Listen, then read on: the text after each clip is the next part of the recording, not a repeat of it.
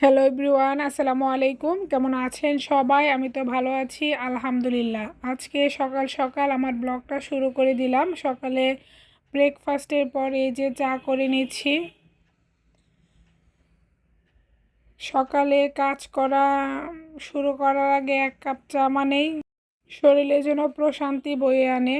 তো আমি এক কাপ চা খেয়ে আমার ঘরের অন্যান্য কাজগুলো শুরু করে দিলাম। সব কাজ কমপ্লিট করে এই যে চলুন যাই আমার সাথে ছাদে চলে আসলাম। ভাবলাম আপনাদেরকেও নিয়ে আসি।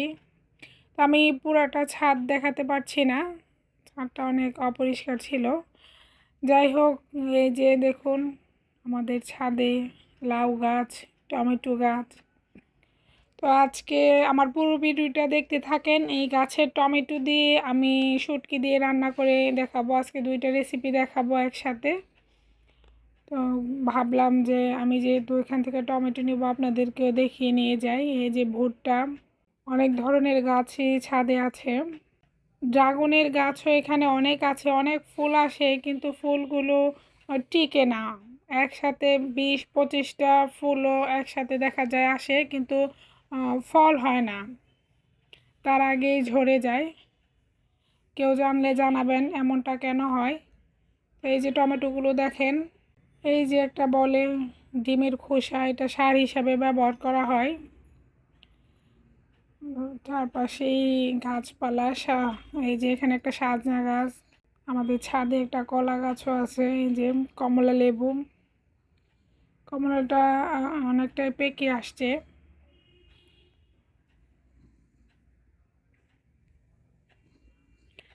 অনেক দিন পর লেবুর ফুল দেখলাম, তো এটাকে আমি ভিডিও করে নিয়ে আসলাম।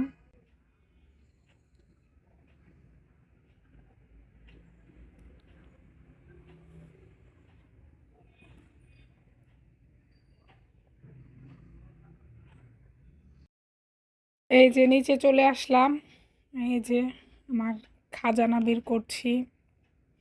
চলুন দেখা যাক এটার ভিতরে কি আছে। তো এই যে আমি খুলে দেখছি, খুলে তো আমি অনেক খুশি হয়ে গেছি।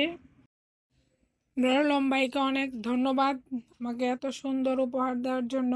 তো চলুন যে আমি শুটকিগুলো কিভাবে গুছিয়ে রাখি, এবং এই শুটকি দিয়ে আজকে আমি আপনাদের একটা রেসিপি করে দেখাবো।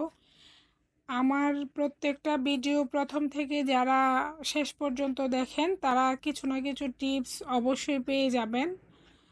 শুধু মনোযোগ দিয়ে দেখতে হবে ভিডিওগুলো।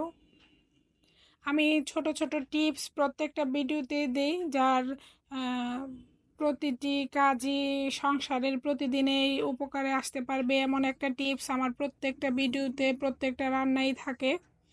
এই যে দেখুন আমার কাজের ফাঁকে আপনাদের ভাইয়া বিরক্ত করতে চলে আসলো। তো আমি পাশে শুটকি, যেহেতু রেসিপি করব তার জন্য শুটকি বসিয়ে দিলাম। পাশে আরেকটা হাঁড়ি বসিয়ে দিলাম, হাঁড়িতে তেল দিয়ে আমি পেঁয়াজটা কষিয়ে নিব। তো আমি শুটকিটা ভাজা হয়ে গেলে এখানে গরম পানি বসিয়ে দিয়েছি, যেহেতু আমার গ্যাসের ফ্লেম খুবই কম। শীত আসার পরে গ্যাসটা আমার মোটামুটি অনেক কমে গেছে। তো আমি এই পাশে যে তরকারিটা বসিয়েছি সেটার মধ্যে আমি মশলা দিয়ে দিলাম, পানি দিয়ে হলুদ মরিচ স্বাদ মতো লবণ দিয়ে আমি ভালোভাবে কষিয়ে নিচ্ছি। পাশে আমি শুটকিটা ধোয়ার জন্য গরম পানি করে নিচ্ছি। আমি এটা নাড়াচাড়া করে আমি আজকে ফুলকপি, শিম, শোল মাছ দিয়ে রান্না করব, এই জন্য আমি শোল মাছ দিয়ে কষিয়ে নিলাম। তো পাশে থেকে আমি গরম পানিটাও নিয়ে গেছি, এটা আমি শুটকির মধ্যে দিয়ে শুটকিটা ভালোভাবে ধুয়ে নিয়েছি। এখন অন্য একটা কড়াই বসিয়ে দিয়ে আমি এর মধ্যে রসুন পেঁয়াজ দিয়ে দিলাম, সামান্য আম, কাঁচামরিচও দিয়ে দিলাম। ধুয়ে আমি সামান্য পরিমাণ থেতলে নিয়েছি, হালকা আলতো করে থেতলে শুটকিটা দিয়ে দিয়েছি। কিছুক্ষণ ভাজার পর আমি হলুদ মরিচ দিয়ে আবারও কিছুক্ষণ নেড়ে চেড়ে নিচ্ছি। এ পর্যায়ে আমি সামান্য পরিমাণ পানি দিয়ে দিব। পানিটা দিয়ে আমি আবারও কিছুক্ষণ নেড়ে চেড়ে এখন এটাকে একটা ঢাকনা দিয়ে রেখে দিব। তো আমি পাশের চুলায় যে রান্নাটা বসিয়েছি এটাকেও একটু নাড়াচাড়া করে দেই। তো দুই পাশে যখন রান্না বান্না করি একটু তো ব্যস্ত থাকতেই হয়। তো আমি এটাকে একটু নাড়াচাড়া করে আবার ওই পাশে শুটকিটা নাড়াচাড়া করে নিচ্ছি। শুটকিটার পানিটা টেনে আসলে শুটকিটা অনেকটাই নরম হয়ে আসছে। তো আমি এখানে লম্বা করে কেটে রাখা আলু দিয়ে দিলাম।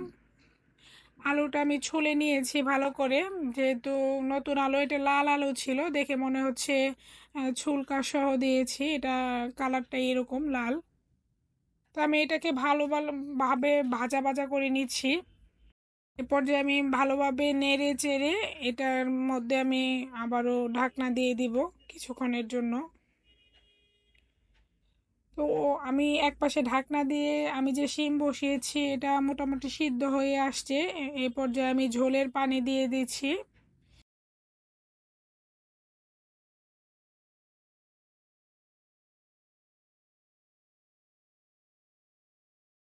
তো আমি এই পাশে আমার আলুটা 80% সিদ্ধ হয়ে আসছে। এই পর্যায়ে আমি এই যে ছাদ থেকে যে টমেটোটা নিয়ে আসছি ওইটা দিয়ে নাড়াচাড়া করে দিব। আমি এই পর্যায়ে কোনো ঢাকনা দিব না, কারণ এটা টাটকা টমেটো, গলে যাবে। আমি টমেটোটাকে গলিয়ে ফেলবো না, এটা এভাবেই থাকবে, জাস্ট সিদ্ধ হবে। এটা খেতে খুবই মজা হয়,